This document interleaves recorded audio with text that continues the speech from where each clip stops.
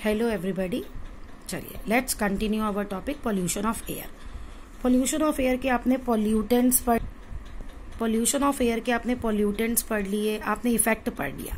लेकिन अब जो दो मेजर इफेक्ट है वो है जिसने पूरे अर्थ के एग्जिस्टेंस पे ही सवाल उठा दिए हैं, ग्लोबल वार्मिंग, जो अब हम रियलाइज कर भी रहे हैं। कभी भी रेन हो जाती है, कभी एकदम गर्मी ज़्यादा हो जाती है, कभी एकदम ठंड ज़्यादा हो जाती है। वेदर एक्चुअली कैसे बिहेव करता है ये हमें ही समझ नहीं आता। वो सब होता है इस ग्रीन हाउस और ग्लोबल वार्मिंग की वजह से।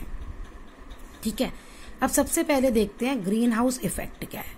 उससे पहले ग्रीन हाउस देखो, अब तुमने नोट किया होगा समर्स में हम जब कार में बैठते हैं, कार धूप में खड़ी है, सनलाइट में, हम उसमें बैठ नहीं सकते। वो अंदर ऐसे लग रहा होता है जैसे कोई आग जल रही है।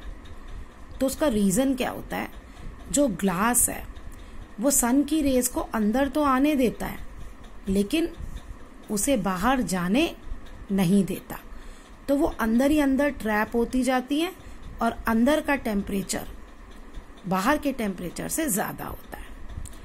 ये वाला प्रोसेस यूज होता है जो हिली एरियाज होते हैं ना, वहां पे एग्रीकल्चर के लिए यूज होता है, प्लांट्स ग्रो करने के लिए यूज होता है। और ऐसे ही हमारी अर्थ भी बिहेव करती है। ये सारा है इसमें। ठीक है, greenhouse is a glass house where plants are grown. तो वही पहली लाइन लिखी है, ग्रीन हाउस एक शीशे का घर होता है जहां पेड़ पौधे उगाए जाते हैं। Plants grown in the soil inside the greenhouse receive radiation from the sun only through glass walls। तो जो प्लांट्स यहाँ उगते हैं उनको जो सनलाइट मिलती है वो जो ग्लास वॉल्स के थ्रू अंदर आती है उससे मिलती है। As a result the temperature inside the greenhouse increases. तो टेम्परेचर अंदर का बढ़ जाता है।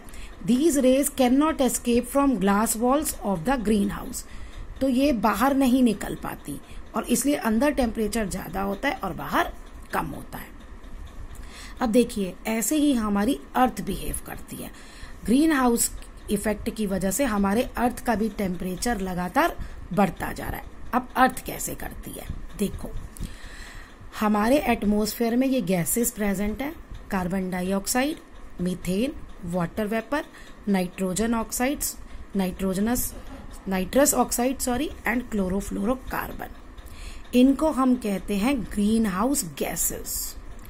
ये हमारे एटमॉस्फेयर में है। तो इनमें कैपेसिटी है to trap some of the heat radiations that are reflected from the earth. इसका मतलब क्या है? सन रेज जब अर्थ पे पड़ती है तो उनकी वेवलेंथ शॉर्ट होती है, तो वो हमारे पूरे अर्थ एटमॉस्फेयर को क्रॉस करके, जिसमें ये गैसेस हैं, लैंड पे आ जाती है।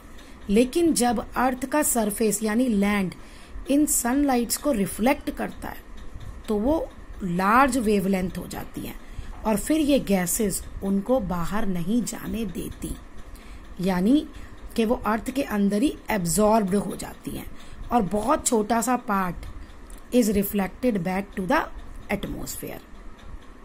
रेडिएशन का एक पार्ट अंदर ही रह जाता है और कुछ पार्ट बाहर चला जाता है। और इसी रेडिएशन की वजह से जो ट्रैप हुआ बाय दीज गैसेस, ये अर्थ को वार्म करता है और इसी वार्मिंग इफेक्ट को हम कहते हैं greenhouse effect. Okay, the greenhouse effect is given to this phenomena because it is similar to what happens in greenhouse. तो ये सेम वैसा है जो आपने ऊपर ये ग्रीन हाउस पढ़ा, उसमें हमारे पास ग्लास है और इसमें हमारे अर्थ को कार्बन डाइऑक्साइड, मीथेन, इन सारी ग्रीन हाउस गैसेस ने घेर रखा है, जो सनलाइट को आने तो देती हैं लेकिन जाने नहीं देती। अब देखिए, अब इसका बुरा असर क्या होगा। हम सबका यही पढ़ रहे हैं ना, कॉज। ये ग्रीन हाउस गैसेस जो हैं, एक तो इसके कॉन्सिक्वेंसेज हैं और दूसरा कि ये एटमॉस्फेयर में क्यों बढ़ गई हैं। बेसिकली सब दो चीजें हैं जो इनका इफेक्ट करती है। एक, indiscriminate cutting down of trees. क्यों? क्योंकि ट्रीज कार्बन डाइऑक्साइड एब्जॉर्ब करते हैं और ऑक्सीजन रिलीज करते हैं। अगर आप इनडिस्क्रिमिनेट डिफॉरेस्टेशन करेंगे तो उसमें जो बैलेंस है वो बिगड़ जाएगा और कार्बन डाइऑक्साइड का कंसंट्रेशन एटमॉस्फेयर में ज्यादा हो जाएगा। लेस प्लांट से कार्बन डाइऑक्साइड कंज्यूम भी कम होगी और ऑक्सीजन भी कम रिलीज होगी। ओके, और दूसरी हमारा है कि जब हम कोई फ्यूल बर्न करते हैं, अब चाहे वो हम कोल बर्न करें, चाहे वुड करें, चाहे पेट्रोल करें, चाहे डीजल करें, तो कोल और वुड जो डोमेस्टिक फ्यूल के रूप में यूज होते हैं उनमें भी कार्बन डाइऑक्साइड प्रोड्यूस होती है, और जो थर्मल पावर प्लांट है जहां पे इलेक्ट्रिसिटी जनरेट होती है वहां पे भी हम कोयले को जलाते हैं, तो उसमें भी बहुत सारी कार्बन डाइऑक्साइड और कार्बन मोनोऑक्साइड रिलीज होती है। अब देखिए इसका असर क्या है, consequences of greenhouse effect, तो वो है ग्लोबल वार्मिंग। वो मैं बता चुकी हूँ कि अर्थ का टेम्परेचर जो है वो बढ़ता ही जा रहा है धीरे धीरे due to greenhouse effect, और इसी को कहते हैं हम global warming. Okay okay, now consequences of global warming.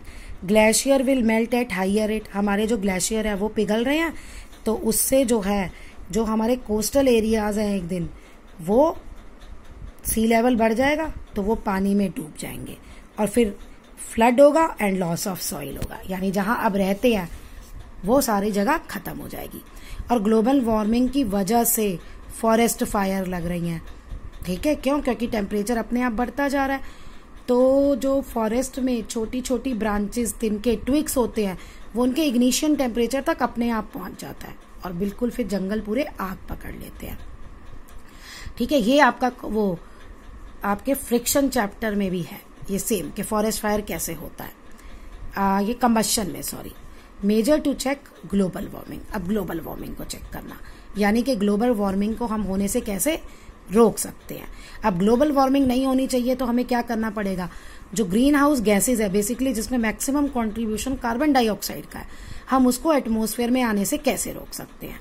तो जो उसकी वजह है उसको खत्म कर दो। क्या? फॉसिल फ्यूल्स ये सारे हम कम से कम यूज करें। इलेक्ट्रिसिटी हम न्यूक्लियर रिएक्टर या हाइड्रो इलेक्ट्रिक पावर, हाइड्रो होता है जो वाटर से इलेक्ट्रिसिटी बनाई जाती है। पेड़ नहीं काटे, डिफॉरेस्टेशन मस्ट बी स्टॉप्स, ज्यादा पेड़ लगाएं एंड क्लोरोफ्लोरोकार्बन को भी हम कम से कम यूज करें। Use of chlorofluorocarbon must be checked.